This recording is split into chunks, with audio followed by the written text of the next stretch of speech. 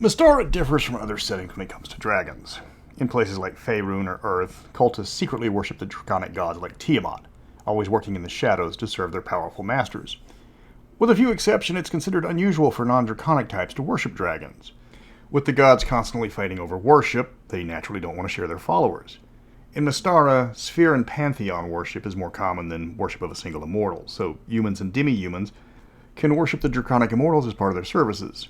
There's even a church devoted to worshiping the Draconic Immortals that was set up to prevent conflicts between the races. It's not a prominent religion, but it does welcome anyone who joins. Regular services start at 9. If you're more into the Orthodox religion, the High Draconic service starts at 11. That leads us to today's video, the Draconic Cluster, the Plains of the Dragon Immortals. Where do dragons go when they die? And what's life like in the multiverse if you're a flappy lizard boy? Welcome to Mystara. I'm Mr. Welch, and get ready to dance with the dragons. To rehash, the Dragon Knights are a small order of paladins and similar classes devoted to following the needs of the Draconic Immortals to ease tensions between dragons and other races. They have a clerical following that teaches the lessons of the dragons to help people better understand the creatures. They don't teach that dragons are superior or worship dragons like they would other immortals, but the Moon and Star Dragons are openly hostile to humans and such. Instead, the Church of the Dragon Knights is more of a scholarly organization that tries to commune with the immortals if they will listen. Only the Knights deal directly with the immortals regularly as they're trying to keep a relative peace. There are no dragons that worship the Church of the Dragon Knights. They just follow their particular immortal directly. Each of the 4 dragon immortals has a different outlook towards non-draconic creatures, from complete indifference to hostility to friendship. The Great One only cares about dragons and races he created like the Wallara. He doesn't answer prayers to other creatures, but deals with the races he's chosen to protect. The Great One will send visions and guidance to the higher level Dragon Knights, as while he doesn't care about the Knights in particular, he needs them to protect the creatures he does care about. Diamond is the Sun Dragon, Lord of the Lawful Dragons. He spent a good chunk of his mortal life disguised as a human and is the patron of the Dragon Knights. Diamond appreciates what humanity can do for dragons and is open to communication with other races. He's also the subject of the woeful Dragon Lord of Mystara trilogy of novels, which was a chore to get through and something I must warn you about. Opal is the Star Dragon, patron of neutral dragons. She's also the patron of vengeance, having her hatchlings slaughtered by humans. As such, she despises humans and will not help them. Instead, she favors races that hunt them. The only exception is anyone who has survived a family massacre, as Opal takes it upon herself to protect and aid them, even if they are humans. Pearl is the Moon Dragon and patron of all chaotic dragons. She is the patron of predators and doesn't care that much about being worshipped, as long as she gets to drag people to her plane and hunt them for sport. The difference between the Dragon Immortals and the rest of the Immortals is a bit of a continuity nightmare, as the dragons can be challenged for their position, and if defeated or killed, and the challenger takes their place. Sometimes. Prince Yager defeated Diamond, but decided he didn't want the job, despite conducting the challenge specifically to take the job. Dragon took the job of patron of lawful dragons because there wasn't one, except there's always a Dragon Immortal of all the alignments. If the position becomes vacant, someone steps up or is appointed to take the position. Every book that talks about that arrangement for the dragon seems to contradict the previous version, retconning if necessary. It raises more questions. What happens if a dragon becomes an immortal from a different patron? Do they have to fight an existing dragon immortal? The more you read about dragon succession and how dragons become immortals, the more confused you become. One interesting aspect of the Dragon Immortals is that each has a separate plane it calls home. Rather than sharing a plane of existence as some gods do, the dragons like things personalized, creating their own slice of paradise. Well, what passes for their version of paradise. All the planes follow standard laws, so there is air and gravity, and creatures can survive there without it getting freaky. With the possible exception of the Great One's lair, but more on that one later. Guardians explicitly created by the dragons protect each of the realms, though some guardians are far more difficult than others. All the planes are the homes of the dragon spirits, the souls of dead dragons who serve their particular immortal while waiting to be reincarnated back in the prime plane. The better a dragon spirit does serving their patron, the faster they get reincarnated.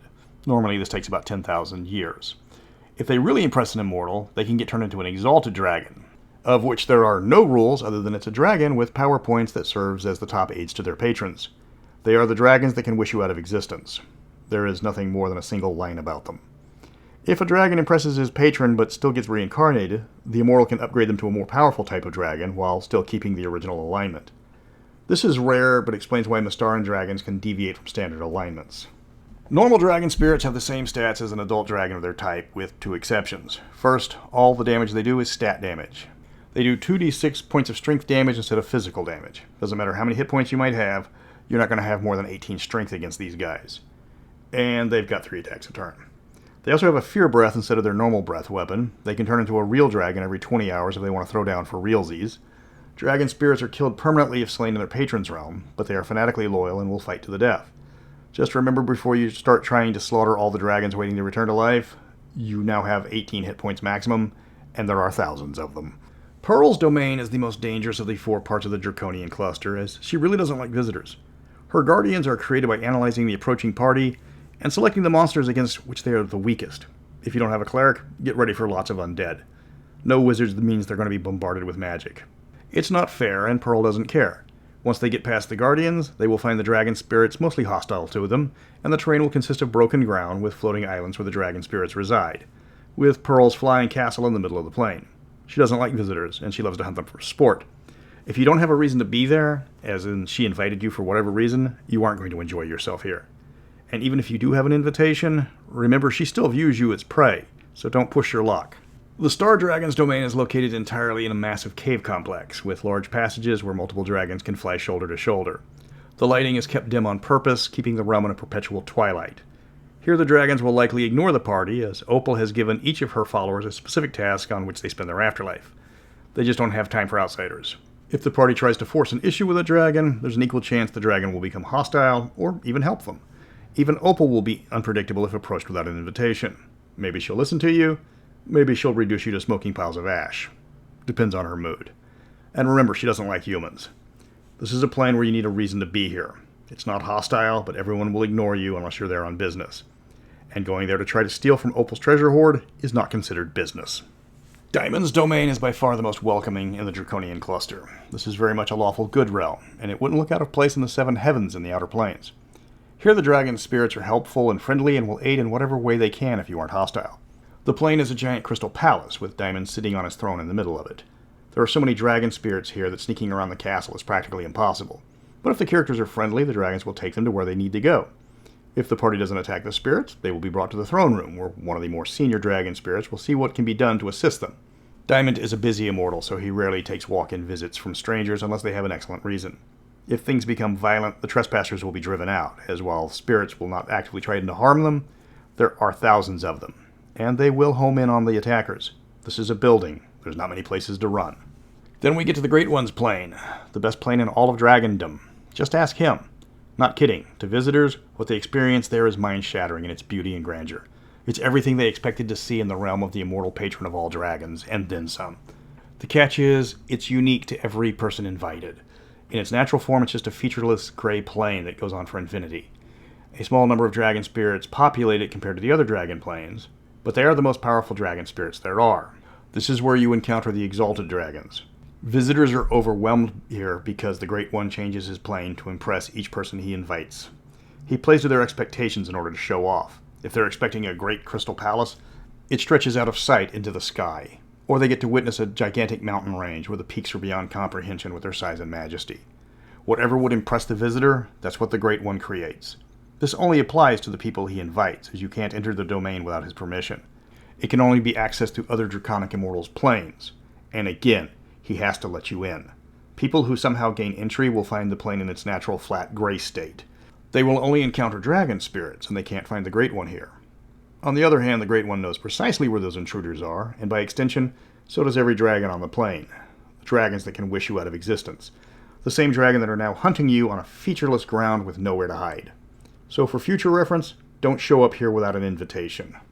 One bit of interest in the Draconian cluster is the large number of Draden that seem to be ordinary visitors to these realms. This flies in the face of all the lore we have on them, as they despise immortals and they like to eat all matter. Having them flying around peacefully with the dragon spirits goes against what has been previously written about them in every book. I'm not sure how this bit of lore came about in Dragon 158, but they are mentioned in the article more than once. It doesn't mention other creatures common in the dragon realms. They just seem to be dragon spirits. I doubt you would be seeing demons or celestials, but with Pandius's politics, other servitors from Immortals might be looking to strike a deal with the dragons, or at least a bargain. That wraps up the Draconian cluster, not to be confused with the Draconis Combine, or a cluster of Draconians. Its only appearance was in Dragon 158, which was filled with awesome imagery and lots of continuity problems. The cluster will only appear in high-powered games, unless you want to impress the party and have the Great One invite one of them over for tea just to show off. These aren't places where the party wants to go if they don't have an invitation, unless they're headed to Diamond's house because he actually likes humans.